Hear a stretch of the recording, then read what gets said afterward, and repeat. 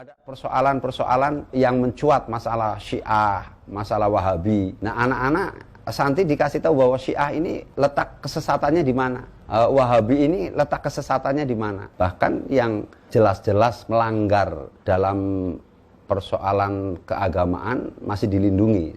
Contohnya Ahmadiyah lah ya. Dalam hal ini kan sampai hari ini masih mendapat perlindungan. Nah, latar belakang FPI itu berdiri kan adanya ketidakadilan, kemaksiatan yang merajalela. Kemudian indikasi kuat bahwa ada kolaborasi antara penjahat dan pejabat terhadap kemaksiatan ini. Nah, kalau kita itu umat Islam, tokoh tidak bersatu untuk membentuk satu wadah, untuk mengubah, melawan mereka kan sulit. Kan al-haqqu bila nizam yahlibul batil binizam. Jadi kebenaran yang tanpa dimanage secara rapi akan terkalahkan dengan kemaksiatan yang dimanage secara rapi. Disinilah sebetulnya FPI itu hanya mengisi kekosongan. Jadi untuk urusan pesantren, bidang dakwah itu NU. Untuk masalah pendidikan, rumah sakit itu di Muhammadiyah. Tapi pada posisi hisbah, amar ma'ruf nahi mungkar, ini kekosongan. Nah di sini FPI mengisi.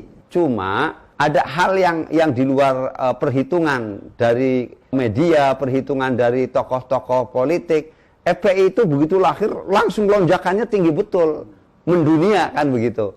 Nah disinilah yang kemudian mungkin timbul kecemburuan. Kok di luar negeri yang lebih terkenal FPI yang baru lahir. Sebetulnya kalau kita mengacunya kepada nilai akidah, lah kalau Allah yang mau ngangkat, siapa yang akan menjatuhkan kan itu. Toh niat kita itu memang pada posisi hisbah, amar ma'ruf nahi mungkar. Resikonya memang lebih besar dibandingkan dakwah. Makanya dari awal-awal FPI berdiri, tokoh-tokohnya dikriminalisasi, masuk penjara. Cikal bakal kelahiran FPI di penghujung masa Orde Baru membuat FPI menjadi sorotan.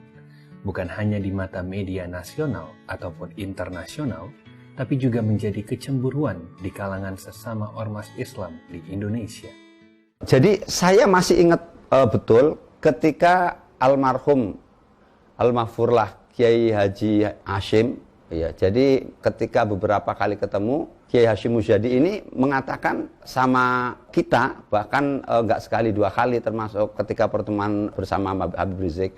Sebetulnya yang membuat, katakanlah di NU, kata beliau, itu merasa ada kecemburuan terhadap FPI, itu di setiap pertemuan tingkat tinggi internasional itu lebih banyak ditanya. Inilah yang Kiai Hashim Muzadi menilai, melihat ini ada kecemburuan terhadap FPI yang baru lahir kemudian ini. Bahkan kalau kami dari FPI nggak pernah merasa bermusuhan dengan NU, nggak pernah merasa bermusuhan dengan Muhammadiyah. Kami katakan bahwa NU itu orang tua kami, Muhammadiyah itu saudara kami. Lalu apa yang dipersoalkan kan gitu? Secara lahiriah, dalam event-event yang bersifat skala internasional, FPI kan selalu tampil. Pembelaan Aqsa, bahkan sampai kepada untuk membentuk Rumah Sakit Indonesia, FPI juga yang di Gaza, FPI juga ikut tampil betul. Nah bahkan awal-awal ketika Amerika dengan arogansinya begitu kuat menekan negara Arab itu, negara-negara Islam, Habib Rizik menyatakan di media internasional dengan berbahasa Arabnya, beliau nyatakan kami akan lawan Amerika. Nah ini mereka melihat. Usir Amerika dari Indonesia. Kita nggak butuh bergantung kepada mereka. Kita bisa kaya kalau olah kekayaan kita. Kenapa kita harus mempertuhan Amerika? Dikit-dikit Amerika. Kalau dari sisi di Indonesia, setiap ada bencana di seluruh wilayah Indonesia, baik kebakaran, tsunami, gempa, longsor, dan lain sebagainya, itu FPI selalu tampil. Hanya itu kita menang di medsos. Kalau di media TV-TV itu kan dia alergi kan memberitakan yang begitu-begitu. Karena harga jualnya rendah bagi mereka. Tapi coba kalau misalkan FPI lagi sweeping tempat perjudian, banting botol minuman keras, itu diberitakan bisa 7 kali sehari itu. Karena rating mereka naik, harga jualnya tinggi. Jadi kalau ada aksi FPI yang damai, mereka nggak tertarik. Gitu. Berarti kan nggak adil kan pemberitaannya. Begitu. Pemberitaan media yang tidak adil itu merugikan FPI. Tapi FPI punya prinsip, kita itu berjuang tidak mencari sanjungan, tidak mencari pujian, bahkan tidak mengharapkan untuk peliputan. Karena kami seluruh pengurus aktivis FPI meyakini bahwa apa yang kita perbuat itu semuanya dalam pantauan Allah. Dan yang kita hanya harapkan itu adalah penilaian dan ridho dari Allah. Islam itu agama rahmatan lil alamin. Kata rahmatan lil alamin itu jangan disalah tafsirkan dan jangan dipersempit maknanya. Jadi kalau ada kemaksiatan ditolerir kemudian dibiarkan, itu bukan rahmatan lil alamin. Jadi kita tegas terhadap kemaksiatan, kita itu tidak rela dengan adanya ketidakadilan, itu rahmatan lil alamin. Jadi kalau kita lihat dulu zaman Rasulullah SAW, Rasulullah kan sangat lemah lembut, pemaaf. Iya, bahkan kalau pribadinya dihina, diludahin, maafin. Tapi kalau Islamnya dihina, ajarannya dihina, umatnya dihina, Rasulullah marah. Jadi justru memberhentikan, kita menutup tempat-tempat maksiat, itu bagian dari rahmatin lil alamin. Sebab apa? Kalau maksiat itu kemudian dibiarkan di mana-mana, Allah murka. Nah, yang kena imbasnya kan bukan cuma yang maksiat aja.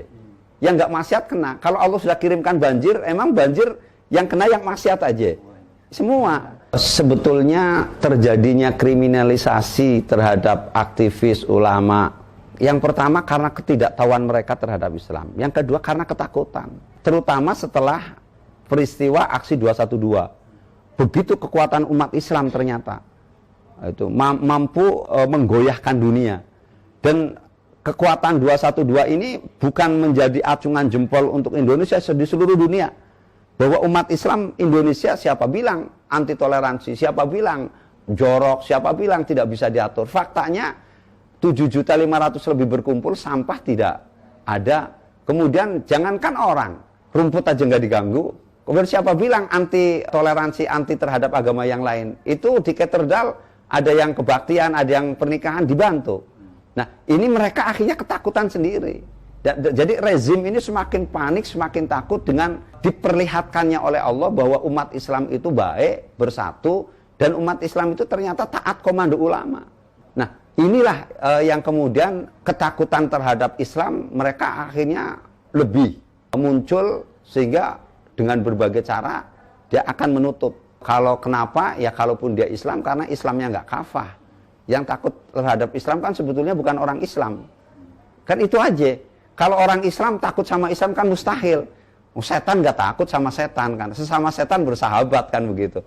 Lah kalau kita umat Islam tahu Islam itu baik, rahmatan lil alamin, ya nggak mungkin takut. Nah kalau ada orang Islam yang anti Islam, ya bukan Islam.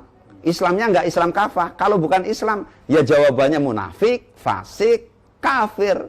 Jadi sebetulnya aneh juga bingung. Ini pemerintah takut kepada politik, umat Islam berpolitik itu yang mana? Dan umat Islam itu memang harus berpolitik.